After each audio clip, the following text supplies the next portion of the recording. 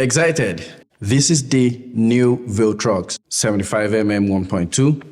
Let's talk about it.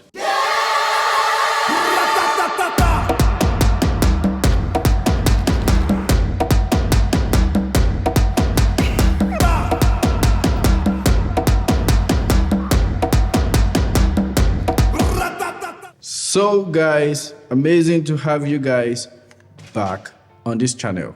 Today, it's about this baby boy, Viltrox 75mm f1.2 for Fuji X-mount cameras. Dancing already.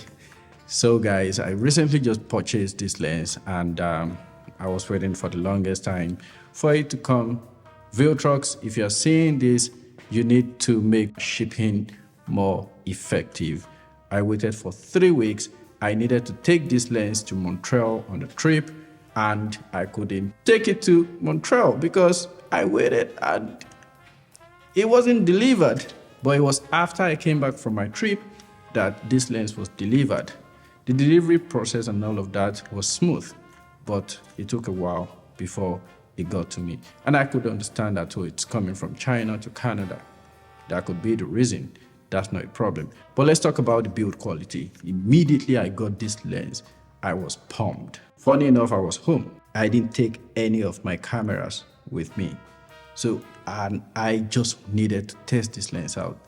I couldn't wait. So I broke the seal and everything. My first impression, beautiful lens. This lens is amazing. I mean, it's beautifully designed. The Pro Seal, the autofocus and manual focus switch, the aperture ring, the focus ring. Everything feels smooth, everything feels firm, and everything feels pro, basically. And I love the nice glossy black design. So immediately I was able to get to the studio.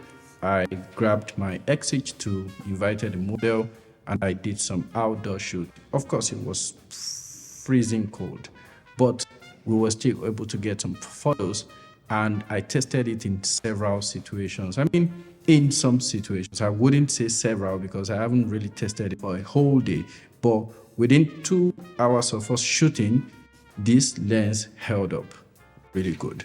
The autofocus, the bokeh, the speed and all of that, it performed beautifully well.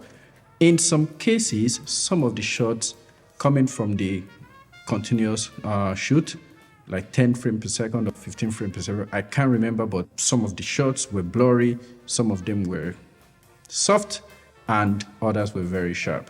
But overall result, I think it nailed most of those frames, nailed them. Focus, sharpness, the sharpness is ridiculously good. Like, it's good. It's not even something that we have to negotiate. The sharpness is insane, beautiful.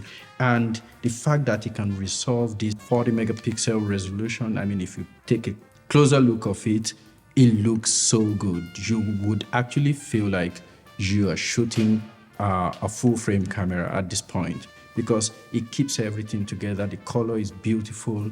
Of course, a lot of people have been talking about the vignetting and all of that. I really don't care about the vignetting because I know that once you put it on maybe Capture One or Lightroom or Photoshop Camera Raw, that can easily be fixed. That's the least of my worries, guys. But of course, in every other situations or in every other areas that you might consider this lens for, I feel like it would do just fine. I mean, with the price point, this is less than 800 CAD, I mean Canadian dollar. So definitely, you're getting the very best in that price point. I feel like it's a very good place to be. And I feel like other lens manufacturers will keep rolling out better lenses like this, but because Viltrox has done this, I feel like I should give it to them. Well done, Viltrox, for putting out a great lens. So this lens gives you that separation. I mean, from the subject to the backdrop and all of that, you have that separation and you have that beautiful bokeh. It feels almost like 135mm of f2 yeah, 135mm Canon 135mm f2 or something, or the Sigma 135mm 1.8, or the Fujifilm Fujinon 200mm f2, you're very close to the result will be very similar. I mean, if you put them side by side. And of course, I have like someone I can use 135mm, but that's for Nikon. I'll see if I can do a video comparison of both of them, and I'll put them together. But let's go out now and do another screen recording of the new firmware. So guys, enjoy. Let's go.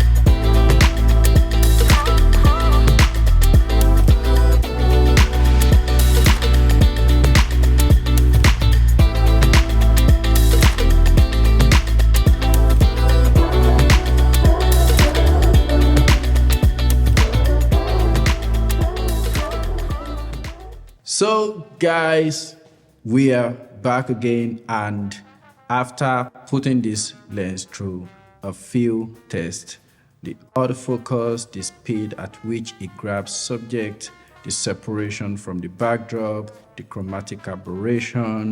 Of course, this has basically no chromatic aberration. And if it does, it's very minimal. It's not something that you would notice. The autofocus is great after the new firmware. Beautiful. And of course, with much more firmware updates, of course, this would get even better with time. The flare handling. If you're a lover of flare, you might like this lens because it really doesn't hold that together as much as the Fujifilm 50mm 1.0. The flare coming on the lens is actually a lot.